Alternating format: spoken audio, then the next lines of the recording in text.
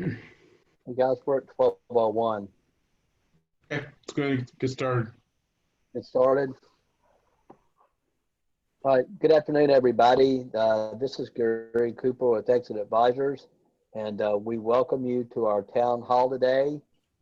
This is going to be about keys to an unexpected business exit.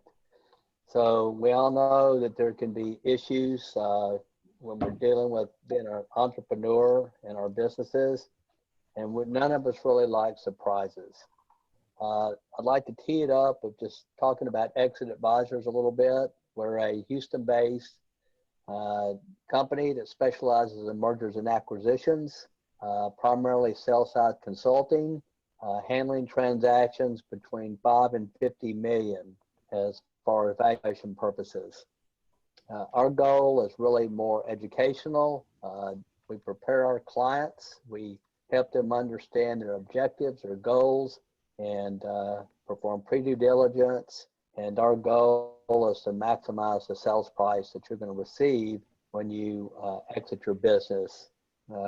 We have tailored strategies. We work well with people. We're good communicators, which is one of the most important aspects of handling a transaction. There's 4 partners, and we're here to serve you. Also, I'd like to introduce our speakers today. We're very, very fortunate to have 3 highly qualified people that's going to assist you to understand what you don't want to do, not be planned. So Al Danto, who is a Rice professor, 30 years of experience as being an entrepreneur. He's also a managing member of Exit Advisors. It's going to give you some really good insight. Craig Kaiser, who's an attorney and partner of Phillips-Kaiser PLLC, 30 years plus experience dealing in all various types of industries and law legal matters, has very good understandings of buy sales and the things that he's going to discuss today. Michael McGee, what can you say, man? This guy's a CFP, a CPA, and an attorney. Has a very good investment advisory firm to where they have numerous clients with planning, retirement, and finding a way to gain better wealth. So with that being said, I'm going to turn this over to the 3 guys and let them give you one heck of a seminar. Thank you. Thank you, Gary. Craig, Mike, can't thank you enough for coming out. It just means a lot. I mean, we're all about education, and I think the more that you understand these things, what's around the corners, and these unexpected things. I think if you live long enough, you start to see things that just that happen. Mark, could you go to the next slide, please? I'd really like to start out. I've had just some really. I think if you live long enough, you start to have experiences and you see things happen. And so today is all about kind of planning for the unexpected and how do you do that. And I really want to start out with a story. A really, really good friend of mine. He was a friend. He was a colleague. He was a confidant. He taught at University of Houston. Maybe some of you know him. His name was Jim Wilkinson. He was a CPA. And Jim had a company, and basically they did time and management. They contracted financial CFOs, part-time CFOs, and controllers out. And we talked a lot about valuation, and there really wasn't a whole lot of value to Jim's company because it was really just kind of based on the next job and project management. I was working with Jim to increase his value, and we were working on moving from time and materials to recurring revenue. We were meeting on a regular basis. And one day Jim left a message for me. I keep it right here on my phone as a memory to me. In my class at Rice, I play it. And he left a message. He was real excited. He had just got some more recurring revenue projects in. We were going to get together. And he died that night, that very night before I called him back of an aortic aneurysm. And the next day, we just all woke up, and it was quite a shock. The biggest shock was, what happened to his business? It was right in the middle of it. So, who would take over? Who would run the business? How would it be managed? The current customers, the current operations, the plans, the bills to pay, and all that. And we never talked about that. We never talked about that. And so, that's what this is about. We're going to focus on something we probably don't like to talk about a lot, but it's going to happen to all of us eventually. I was 28 years old, running my company, and one Friday night, one of my partners took off to go back home. He got broadsided, thrown out of his truck, and was disabled, permanently disabled mentally, and was in tier for a year. And we had to go through the whole process of 28 years old, how to buy out a partner. We had to do it. It happened. So, we got these proverbial buses that we can hit by. And interesting, I was in Bogota last year on a trip with Rice students, and these people on motorcycles and bikes were weaving in and out of traffic. We literally saw 3 people get hit by a bus. And so that's a picture. It was just unbelievable. And that's the way life is, that we have. What kind of buses can we get hit by? They can be death, disability. We're going to talk a lot about that today, but it can come in the form of a divorce. Out of the blue, a partner gets divorced. And what happens to the business entity? A financial crisis, a natural disaster, floods, hurricane, fire. One of my colleagues from Rice has a factory in Victoria a couple of years ago, completely destroyed by a fire. A really big one that happens is a knock at the door. What happens if you're a partner in a company and you get approached and you get a good offer to sell the company, and you really haven't talked that through, and 2 of the partners want to sell it, one of the other partners doesn't want to sell it. Even things like a pandemic, we can kind of make some plans about that. So you may not be able to avoid the bus, get hit by a bus, but you can have a plan. You can have an unexpected plan to come up. So what are some of the keys? Essential part of your plan is to have a good team, an attorney, CPA, insurance professional, a business advisor, a valuation specialist. And if you plan to sell the company, upon a death or disability, then you need a good seller representative, and you need them on board early. You need to develop the contingency plan. Mike and Craig are going to go into kind of elements of a contingency plan. It's really like a will for your business that you want to have set up. A big part of it that's outside of all this is, how's the business going to run? Who's going to run the business? Who's the successor? It has to be documented into a buy-sell agreement or into an operating agreement, which Craig is going to go through. You should really almost have an annual valuation of your business to understand what the business is worth as an entity, as a whole, and also to the shareholders. What is it worth to those individual shareholders? And the value to the individual shareholders is not simply just the total value of the business divided by the number of shareholders. There's minority discounts, marketabilities for lack of control. So you really have to understand the value of the company as a whole and to the shareholders. How will it be funded?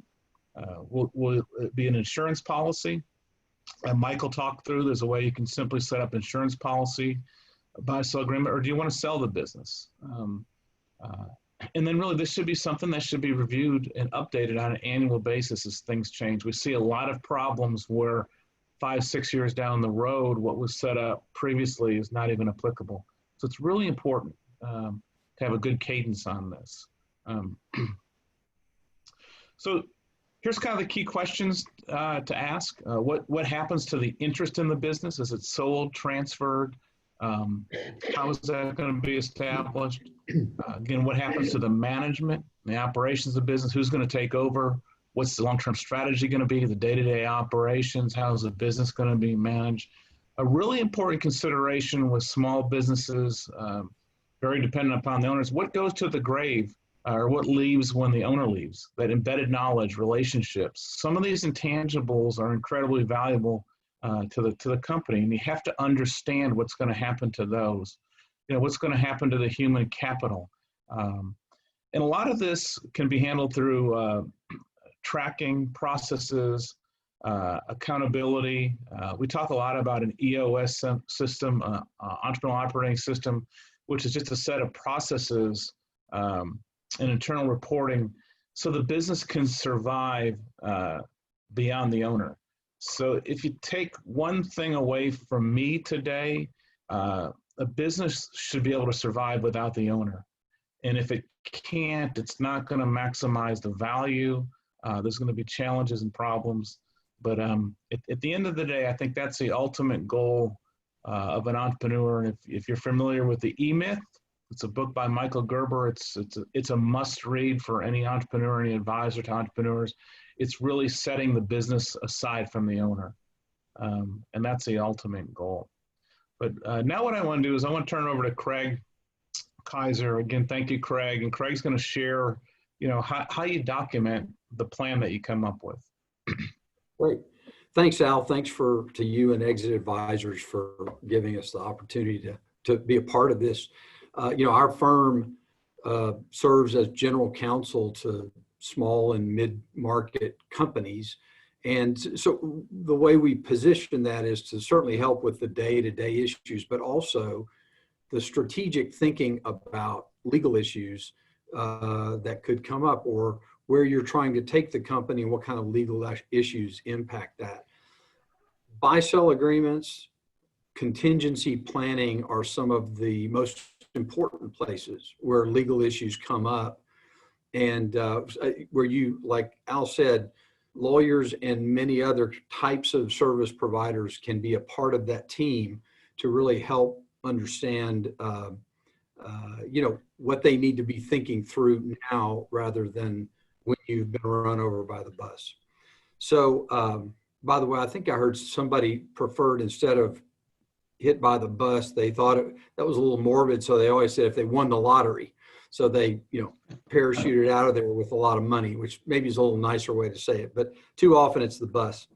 Anyway, all right, so I'm going to talk a bit about the actual buy-sell agreement and, sort of the law around it and a little bit of the planning as well. So the purpose, of course, of a buy-sell is to restrict a shareholder, if it's a C Corp, member if it's an LLC, from transferring their shares without the consent of the other shareholders, or it gives the shareholders and or the company the opportunity to transfer those, to purchase those transfer shares first. It's important in a small company in particular, because there are so few owners, and so often the owners are very much active in the business and need to be. So who you end up with as a partner is critical to success of the business. Just as a key person's departure is critical, it's also who's going to step into those shares. Are they compatible with the existing ownership? Are they knowledgeable? Can they add value? Those kinds of things are all part of why you have a buy-sell. The second thing here is having fixed terms for how that purchase would happen, or that transition of shares would happen on death, disability, divorce, termination of employment, and Al even had a few others. That's an important thing. How would this transition happen? And the reason it's one thing to sit down with your business partner and plan through this where you have a lot of trust and experience built up with each other. It's quite another, though, when you have to pull that agreement out and the person across from you may be an emotional and grieving spouse. And I've seen that, and the trust is not high in anybody, let alone you. And so, it's very important that agreement be clear and express clearly the wishes of the owners. Another thing I'll say about that is it's also a good thing if you have a buy-sell to reference that, all the owners reference that buy-sell in their will, so that those tie together. That's a good practice to have. Another reason to have a buy-sell is it does provide liquidity for the shares. It's very tough to find. It's impossible, really, often to find an opportunity to sell a minority interest in a closely held company. There just isn't going to be much interest in that, or it's going to be at a greatly reduced value, especially when buying those shares, there will be no follow-on market for you to sell them. So that's another purpose, is it does create a liquidity opportunity at the point that you need it. Finally, it provides a method to value the shares, and that's a very important thing. How are we going to determine at an undetermined time in the future what these shares are worth? Okay, next slide. Okay, so this is real nuts and bolts. I'll not stay here too long, but in documenting a few key things, where does a buy sell show up? It can be in your bylaws or company agreement, very common. Usually that's a more limited set of terms, or it can be in a certificate of formation, although I've never put it there and not really seen it there, but that would be a place it can be as well. And then it can also be in a freestanding buy-sell agreement between shareholders, any of those places. A lot of times that if it's a freestanding agreement, it will be a more involved set of terms. Now, the Texas Business Organization Code is what recites what's required for a buy-sell agreement in Texas. And that statute requires conspicuous notice that the shares are restricted. So what that means is if you have certificated shares, an actual stock certificate, let's say, it would have to recite conspicuously on the actual certificate the restrictions on the sale of those shares. And that can often be on the back, but it has to be referenced on the front. And it can be, you can reference another document where the terms reside. But this would be a place where I would say, get a lawyer to make sure that your conspicuous notice complies with what the code requires. It's not super hard, but it is specific and you need it. You would need, when you have a buy-sell, if the member or shareholder is married, you'll need the spouse to sign a consent. A lot of times they would actually sign a spousal consent on the company agreement.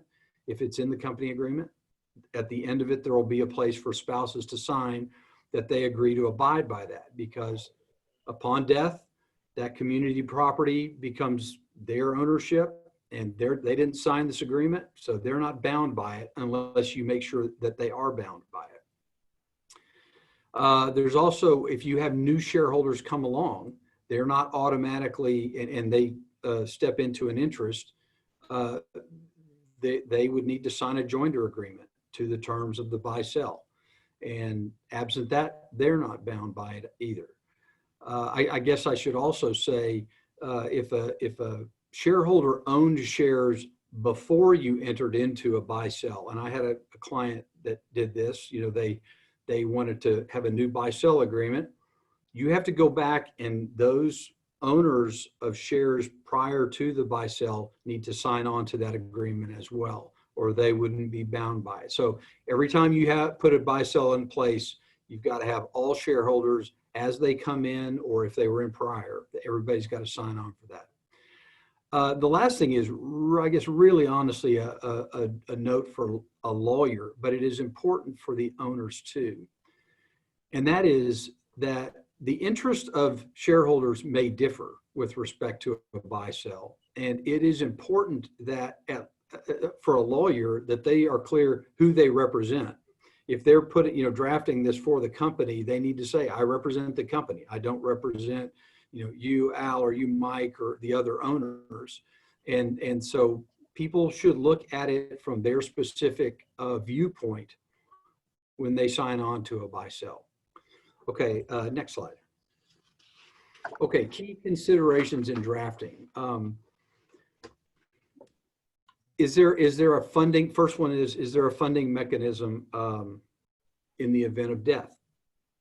If not, it's just a right of first refusal. And I had a client with that in it. In the instance we dealt with it recently, we had a departing shareholder from the company, and they said, well, I want you to buy it under the buy-sell.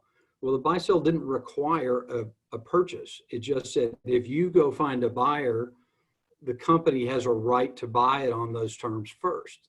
So is there a funding mechanism there on the event of death? It's important to think through that.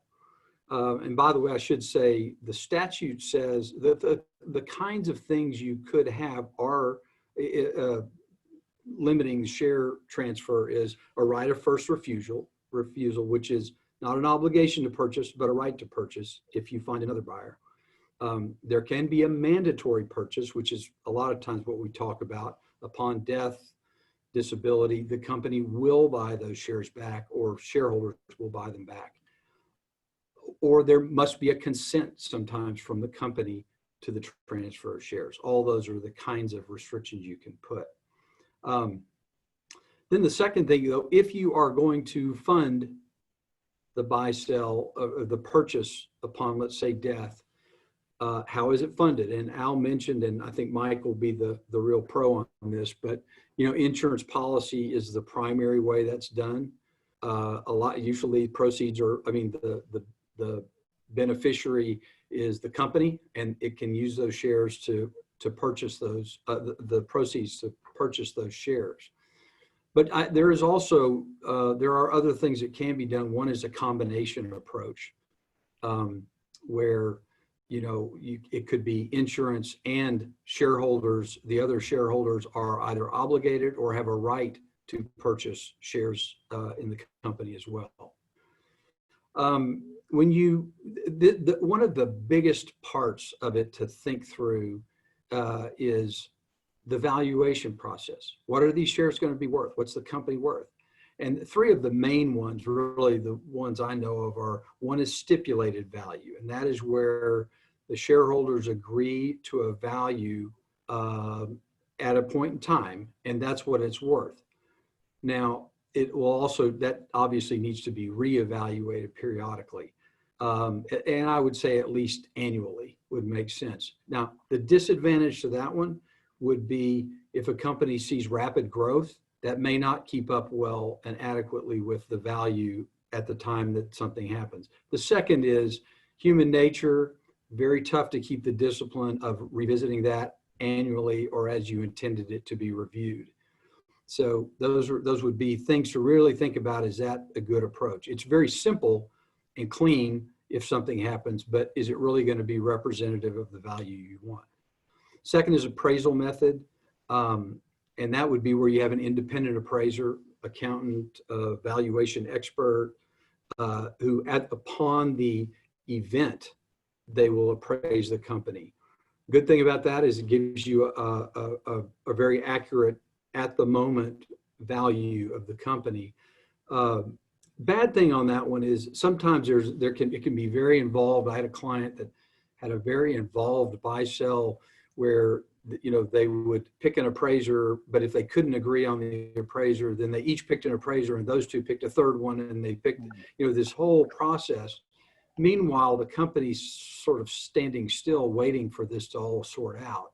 So sometimes this appraisal method can be pretty too involved, and it can also sometimes it's very unclear until the end what value this thing is going to be worth. How much will a company be paying out for this?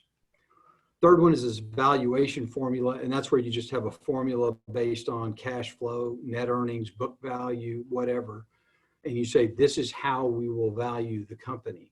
The disadvantage on that one is sometimes that can be a little confusing. Exactly what does it mean? And it also can result in a calculation that wasn't really what was intended. I think Al, we were talking about this earlier, and Al said he knew of a company that had intentionally not really had income, so they didn't have taxable income in just the way they ran their business, and yet their formula was based on a taxable income, so it was not effective. That would be a risk with valuation as a formula as a way to do it. Last thing I'll say about this is if the fund, however you do it, however you value it, whatever the policy structure you have is, you do need to think about if there are insufficient funds to cover what the value is, how are you going to deal with that? One can be the shareholders agree, or the company agrees to take a promissory note that's payable over time. Sometimes that might be guaranteed by the individual shareholders, but that would be a thing to think about. How are we going to deal with a shortfall? The second thing would be if there are excess funds, and a lot of times those will either specifically be given to the company or they might go to the estate. But that's another thing to think about as you prepare a buy-sell. Okay, next slide. I guess Al did a good job of talking about this, but this idea of what the buy-sell is a part of a bigger discussion about what is the company's plan going forward. And that question of where will we be when this event happens impacts what the buy-sell ought to say. So, I had a client that had a partner who was, it was a service business, and he had a very specific skill set that nobody else had, and it allowed them to sell a specific type of product. And when he died of a heart attack at 48 years old or something, they were sort of out of that business, okay? They could not provide that business anymore. So, how do you deal with that kind of an issue, is an important one. I had another one that needed to transfer ownership from one owner to a next key owner. And so that reflected in the buy-sell that succeeding owners' right to step in front and buy shares as he wanted to. He had the first right of first refusal. So I guess in the end, specific facts about your case, your individuals involved, your company impact funding needs, your operational requirements, and the go forward of your business. And that all needs to go into the mix of what does your buy sell say, how you deal with your insurance and whatever. Key point, I think maybe this was Al's key point too, I don't know, but things change. So a buy sell has to be reviewed periodically to make sure that it fits the reality of today for your company. So with that, I'll pass it over to Mike. Thanks, Craig. I appreciate it. And thank you guys for having me today. I certainly appreciate it. So we work with a lot of clients on investment management, retirement planning. And as part of that, we have a lot of business owner clients that this comes into the conversation of, what do we do with the business and all the situations that arise. And quite frequently, we have people that they may already have worked with an attorney or somebody that drafted a buy-sell agreement, and they come in and we look at it and talk about it. But unfortunately, they have no mechanism in place to actually fund it. It may say that they do or they will, and it's just something they've never gotten to. So one of the things that people always talk about in a buy-sell agreement, it's okay, if somebody passes away, how are we going to fund that? And primarily that's through life insurance for a big component of it, or for most of it. And for those of you who might not be familiar with life insurance, there's generally two different types, multiple kinds of policies within it, but you've got term insurance and permanent insurance. For younger business owners or for people that are just starting out, normally you see them using term insurance, and basically what that is, you can get 10, 20, 30-year term, and so you have a level premium for a stated number of years. So if somebody were to pass away, they've got that ability to, fund the buy sell with whatever, valuation metric they're using. And it also possibly gives you the ability to make it permanent. But you really have to look at the situation and tailor it to that specific situation. For example, I had a client I was meeting with just on Monday, and it's the company's owned by three brothers, and there's a 20+ year age gap between the brothers. They have no intention of selling anytime soon, but for the oldest brother, we were having to really focus on some sort of permanent insurance policy because the older brother's in early 70s, and they're planning on having the business through life expectancy on that person, and for cash flow purposes and other reasons, they're doing term on the younger partner so that they have the ability to convert it into something permanent later, for as they try to pass it on to the next generation. But we're using a permanent policy on the older sibling to make sure that, you know, we can get it passed appropriately. But you really have to look at the individual circumstances of doing that. And especially a lot of people overlook it, especially in newer businesses, and you know, they've been around a few years, you know, that as a funding mechanism on the life insurance, they kick the can down the road and look at it later.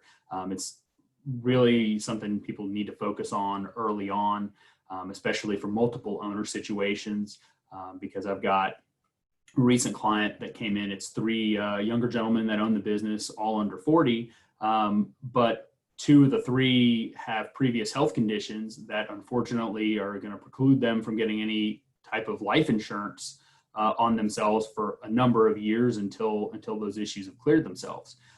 So they're kind of in a tough spot there, where how are they really going to fund this buy sell if something were to happen to one of them? Because you know, it's a 5-10-year-old business, and they don't necessarily have the cash flow to pay it out of cash flow if one of them were to pass away. The second item to look at on funding a buy sell, you know, like I said, everybody looks at kind of the death situation, but is disability. And Al touched on this earlier. As a, you know, the 28-year-old, you don't think about people being disabled, but if you look, you know, really at any age, on a statistical year by year likelihood, you're more likely to be disabled than you are to pass away. And people overlook that. And so you really have to focus on, if somebody becomes either, whether it be, you know, short-term or permanently disabled, how are we going to fund that? You know, one option is there is disability buyout insurance. And so there's certain mechanisms in place that'll pays out, and you have a certain length of time in order to say, okay, if somebody's, you know, this will kick in for 12 months, 18 months, 24 months. Now, the longer time you go out, the cheaper the insurance is going to be. But this is a really big item that most people overlook. Because again, a lot of small to medium-sized businesses, they don't have the cash flow to necessarily just keep paying a disabled owner or co-owner, and then also hire somebody else to replace that individual. So it's a real big part that people need to look at, and it's often overlooked. And the last item I have on the slide is business overhead expense insurance. It's really not related to buy sell, but it's just something that, depending on the industry, again, if somebody was to get disabled, you see this in a lot of medical practices. Somebody becomes disabled, the option to help with just the overhead, paying the bills, paying the rent, paying payroll, things like that. Okay, so one of the most popular questions in regards to this matter is, okay, well, how do you determine the proper coverage amount for the insurance to use this to fund the buy sell? So first and foremost, you really have to look at what is the valuation process that you have in the buy sell agreement. How are you going to decide what the company's worth? As Craig touched on earlier, three very popular methods are, you know, stipulated value, appraisal method, and valuation. Well, for purposes of funding, the stipulated value on the funding side is obviously the easiest, because it's a fixed price, at least at a certain time. So you know what amount of life insurance, disability buyout, whatever it is, however you're going to do it, to fund that price. You know, if it's appraisal or valuation, and it's based on various metrics, whether it be taxable income, you know, book value or something. Well, a lot of those items, they can fluctuate greatly from year to year, depending on what industry you're in, depending on the economy, and all those various factors. So you have to really look at that and anticipate that going in to say, is this a number that, you know, one year it could be $1 million for my share, and the next year it could be 2 or 3. So, you know, if the person passes away 1 year later and it's 2 or 3 times, you know, more valuable than it was the previous year, that's a major issue. And so that'll also go back into the calculation of what type of insurance are you using, because term insurance is cheaper than permanent insurance. And so you may have some sort of layered approach where you have some permanent and some term, because you need this extra amount in case the valuation is a lot higher than you anticipated on any given year. But you do have to constantly review that, because that value, if it fluctuates, you want to make sure you've got the appropriate amount of coverage there. Second key point here to think about as well, going along with the buy sell, is key person. You see this a lot necessarily maybe with just key employees or key staff members, but in reality, it also applies significantly to the various owners. Usually, if you've got multiple owners of a business, it's infrequent that they all do the exact same thing and one can just step into the shoes of somebody else. Usually you've got one person who they might be the operations expert, one person's the finance, one person is sales. And so they've all got different roles and responsibilities. And not to say that one is more important than the other, but one may be more difficult to replace in certain situations. So if you're a very sales-driven organization and the owner or the partner that drives most of the sales passes away, well, that's going to have a significant, hurt on your company revenue. And so you may need additional insurance that's going to be kept within the company, not to purchase out their shares necessarily or pay their family or spouse out, but to, cover any kind of shortfall that you may have in the interim. It can be very, very significant versus maybe the finance partner. They're important, but we can much easier replace that person. And the other thing we see too is, having that extra cash flow, because if you don't want to at that point give up additional ownership shares in the company, sometimes you have to go hire somebody from a different company that's a competitor of yours and things like that. And in some cases that requires a significant cash flow or a bonus or something to be able to do that. And, because you need to replace them quickly and you don't have the time to just wait. And then the last thing is on this slide is, really anticipating possible future growth. I mean, it's very difficult, obviously, because all our crystal balls, they don't work that easily. They're not that clear. If it was, all our jobs would be fairly simple. But you really want to think about the industry you're in and where you're trying to take this, and what the owner's goals are and things like that. Because some owners on the front end, they know, hey, look, we're really trying to scale this company up. We're trying to grow. We're going to have a lot higher, hopefully, valuation in a few years. And some people, they're just trying to maintain the status quo and keep it kind of where it's at, and that's fine too. But you want to anticipate these future things, because if you think there's going to be significant growth and the valuation is going to increase, whether it be just because you got a stipulated value and all the owners are going to get together and increase it, or whether it's from one of the other methods, you want to think about that, because you don't want the valuation to increase so drastically that, again, if you've got some sort of language in the buy sell that states, the company or the other owners are going to carry notes. If it's not possible through the cash flow of the company, that's a real problem, because some buy sells you will see they obligate the person to possibly purchase, and then they don't have the funding, and that can be a real sticky situation if something unexpectedly happens. So one thing that we always talk to business owner clients over is looking at it and de-risking from the business over time. This getting hit by the bus, whether it be health, a literal bus, a pandemic, or things like that. The future is unexpected. Things happen that we can't anticipate. That's life, and that's how it happens. One of the common things we see from business owners is their retirement plan is simply, I'm going to sell the business and that is my retirement plan. Now, there's nothing wrong with that necessarily, but you can't always drive everything in your business. Sometimes you have, if the economy falters and goes into a recession and that's when you want to sell, that's greatly going to affect what you get at the end of the day when you're going to sell. And unfortunately for some businesses, that's just how it happens. And, you can't control that, and your revenue is going to decline based on that. So if, business owners will tell us all the time, and it's, probably true for most of them, is, look, I'm going to get better ROI on my investment if I'm constantly just reinvesting my capital into the business. I mean, that's why you see, Jeff Bezos and some of these people, the richest people, they've, kind of put it all on black and went all in on their company, and they were massively successful. But so, we're always telling people, look, take some out over time.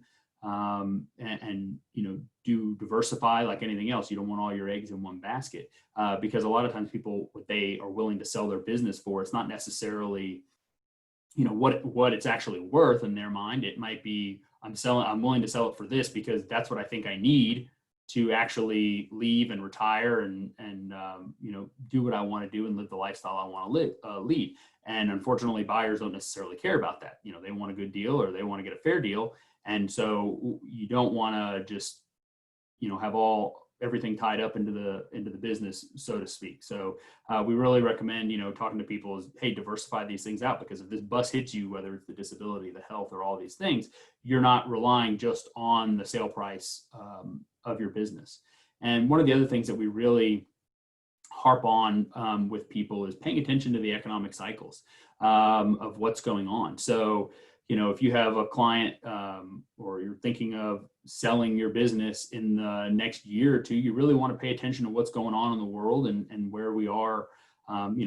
If we've just had a recession, okay, well, most economic cycles, you've got several years of economic growth that you're going to have. And so you've got, kind of a longer runway in order to sell the company.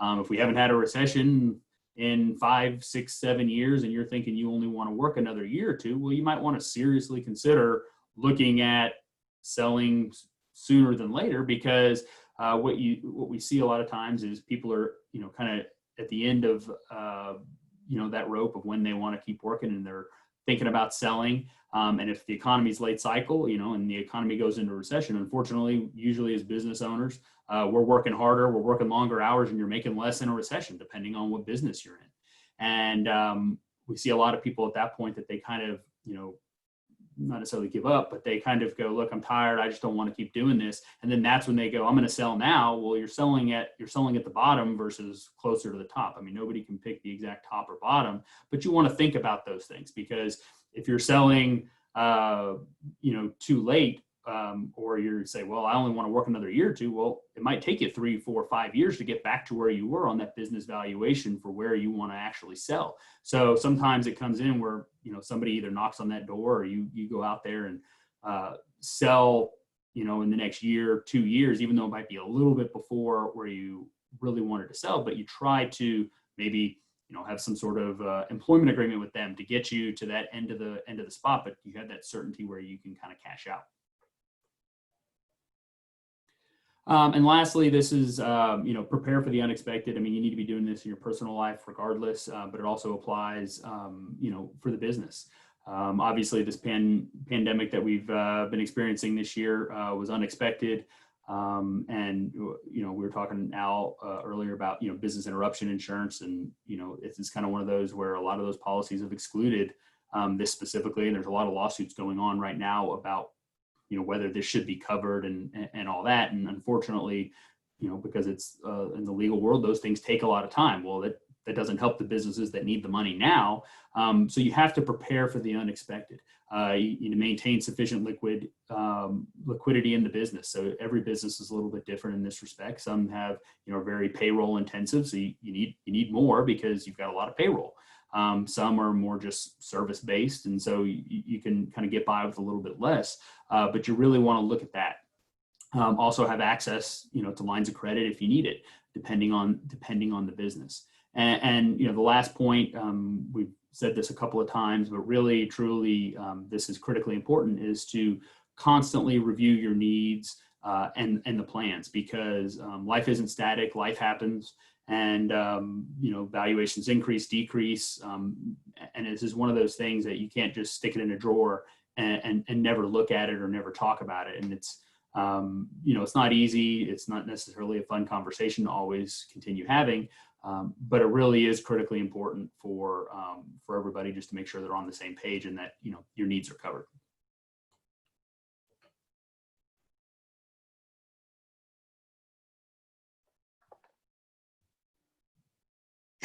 Hey guys, well, Thanks. Yeah. thanks for your presentations. We do have some questions that were submitted beforehand, and as always, if any of the attendees have questions, feel free to throw them in the chat. So I'll kick off with the first one. We've got a question here. I think we were going over this a little bit with Mike, but what is the actual cost to get a buy-sell agreement or insurance coverage set up? Do you have any type of ballparks for that? On the insurance side, it's really kind of all over the place. I mean, term is fairly inexpensive, fairly cheap. I mean, it really, most of the companies are going to look at every person individually, depending on how many people there are, and basically look at their underlying health and all those things. But, it can be as cheap as, $1,000 a year up to tens of thousands, depending on whether it's term or permanent. But the term is fairly inexpensive, and it's an easy, cheap way to get everything covered, and then allow you to have some flexibility to make decisions later. How about on the to get a buy-sell agreement in place, Craig? Do you have anything around there? So I think you heard in there is there are a lot of things to think about. I could give a standard kind of set of terms, and without reflection, that could be, a couple of hours sort of a deal, but it's probably worth what you paid for it. And I think so the things that make it go up a little more and improve quality are, are we really thinking through where the company is and what it's doing? And I think that's probably, maybe adds a couple $1,000 more dollars. I'm just sort of throwing ideas out there about cost. I don't think it's a $10,000 deal or something like that. And I guess the other thing that would impact is how many interested parties are we trying to help work through this? That would add cost to it. Yeah, and obviously the more standardized, the more holes there theoretically could be, and more around. So on the subject of buy sell still, it can appear in the bylaws to be separate or standalone. Is one way better than the other? Having it in the bylaws or having it as completely separate? I wouldn't say one's better. I think if you have a real a more robust buy sell, it gets a little odd in the company agreement because and I'm just kind of physically, it's just sitting in there as article 12 out of 20, and if it goes on for 3 or 4 pages, it starts taking over the company agreement's purpose. At that point, I would put it into its own agreement.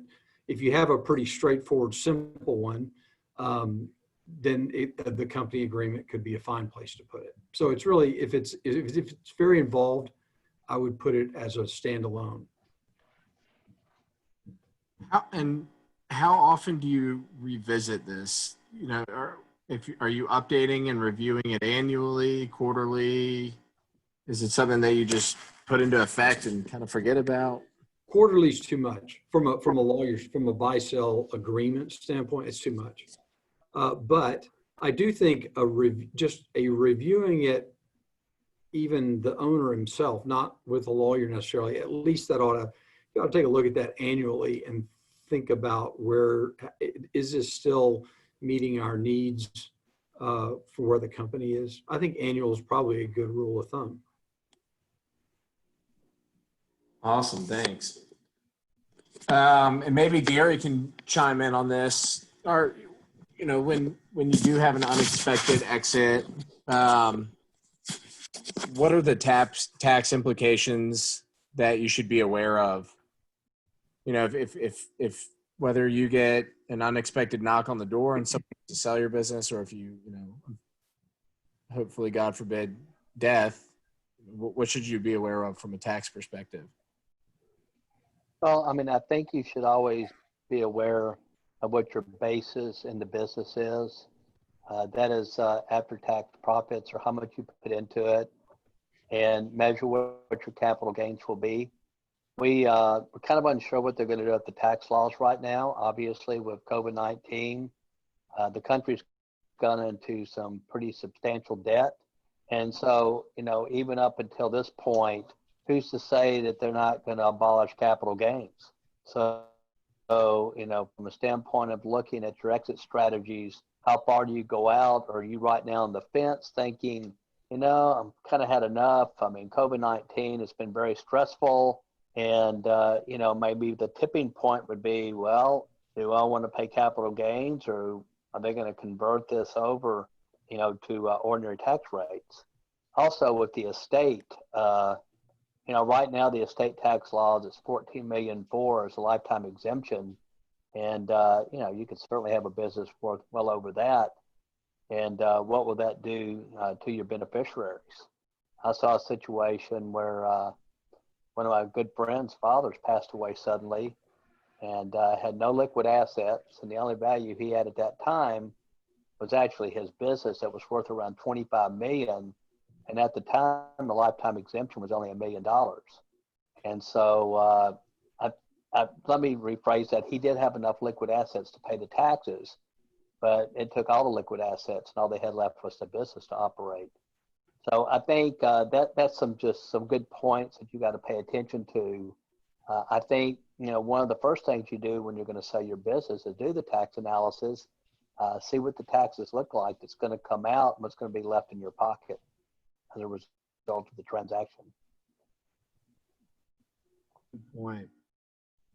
Al, we got some valuation questions here for you. You might be able to help with. When we approach take a valuation on an LLC with multiple classes of ownership, with variable rights and waterfall provisions, if there's a buyout triggered before a liquidity event, how do you approach the valuation with all those different classes? Yeah, let me bring this up a little bit. I think valuations can get pretty complicated, and we can put stuff down on paper that might not be practical. So let me go back to when I was 28 years old, and Blaine flipped his truck over and was permanently disabled. Our valuation metrics, because we had a templated buy-sell agreement, was 4 times last year's earnings. Well, last year's earnings was negative $20-some thousand. So according to the black and white law, we were going to go to his estate and say, hey, you owe us $100,000. Well, it wasn't the right thing to do, right? So at the end of the day, when you look at these triggers and mechanisms, how much does somebody need to continue? So we sat down and like Craig said, it's really tough to address a grieving widow, grieving family member who needs money. They need money, and they were depending on the salary that was coming in. So we settled on something like 3 years of salary. We'll just continue to pay the salary. And had we gone back and done the way we had put in our buy-sell agreement, it would have been 0. And technically, they said, hey, look, you know, we've been funding this, or, you know, we're a fast-growing company, and we didn't have the cash. So as you look at these complex structures and everything, it's really important to make sure that they're relevant.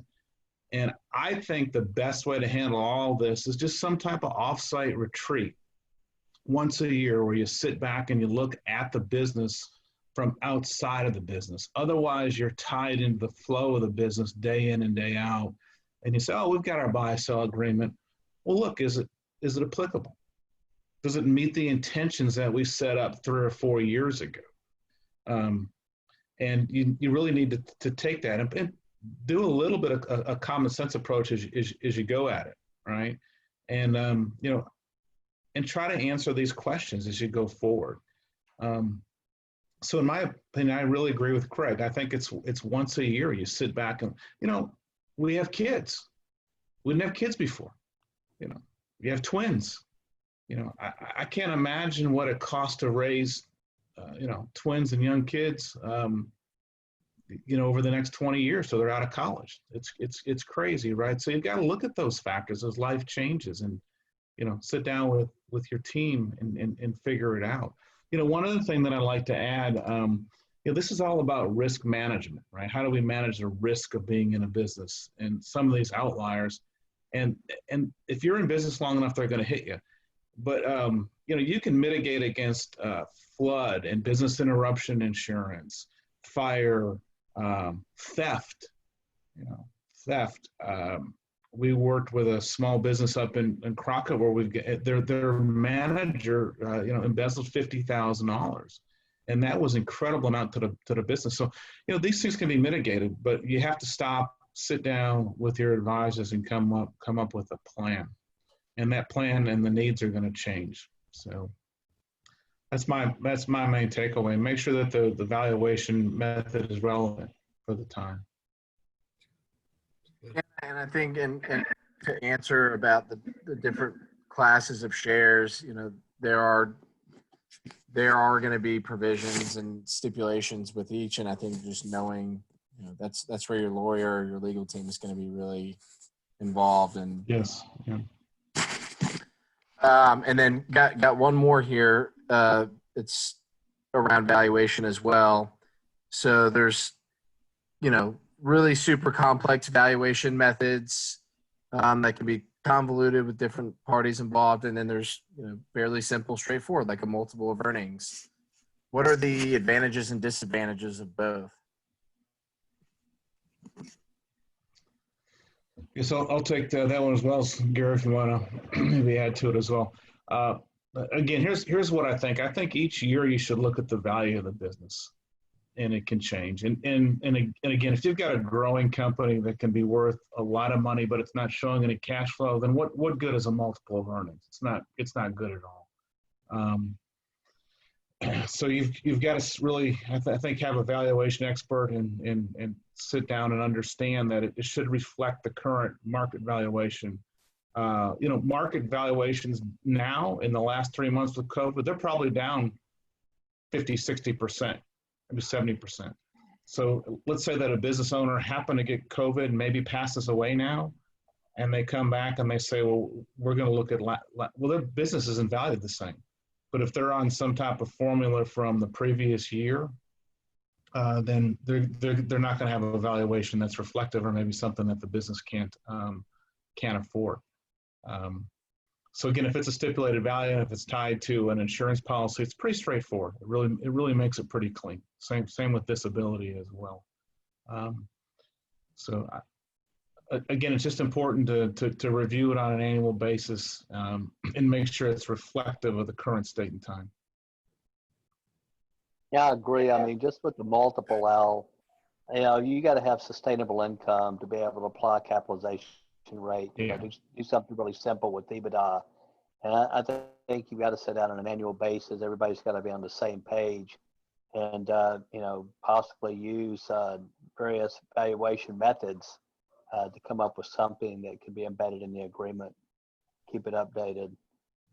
I heard one more story where the buy-sell agreement, it was net book value, and nobody ever revisited it. And one of the partners passed away, and they built it up to about a $20 million company. And they didn't honor anything except for the net book value with the spouse. That's horrible. Yeah. Yeah.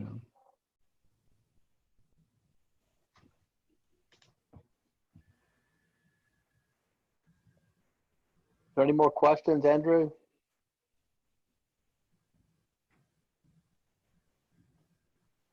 Awesome. We're right on. As always, we invite everyone to reach out to us offline if they have questions. We can get with you one-on-one. We'd love to have a chat, but I guess we'll let class out now, as Al would say, and thank you everyone for joining, and look forward to seeing you next week. I just want to bring up, Andrew, the next few weeks, what we have. July 15th, Gay Jackson. Lemonade Day is a pretty cool thing. It starts the entrepreneurial venture for young children with lemonade stands, and I think she's got a real compelling story. And then Al's going to come back on July 22nd with fundamentals of business valuation, and we're going to look at the possibility of offering CE to CPAs for that. The 29th, I'm going to kick in again with how to build a service business. It's going to be the part 2 of a 3-part series. And then Jason Knight on August 5th, what the heck is a business operating system with EOS. So I think we have some really good presentations coming up in the future, and we look forward to having you there. Everybody take care. Have a great evening. Thank you. Thank you. Thanks, Craig and Mike. Thank you. Thank you. Greg and Mike, thank you so much. I mean, and Al, for this presentation, I think you've been very enlightening. I think we all have a very much an understanding of the importance of planning with your exit and all the tools that are necessary to make sure it's successful. So thank you again. Look out for those buses. Appreciate it. Don't play in traffic. Buffaloes as well.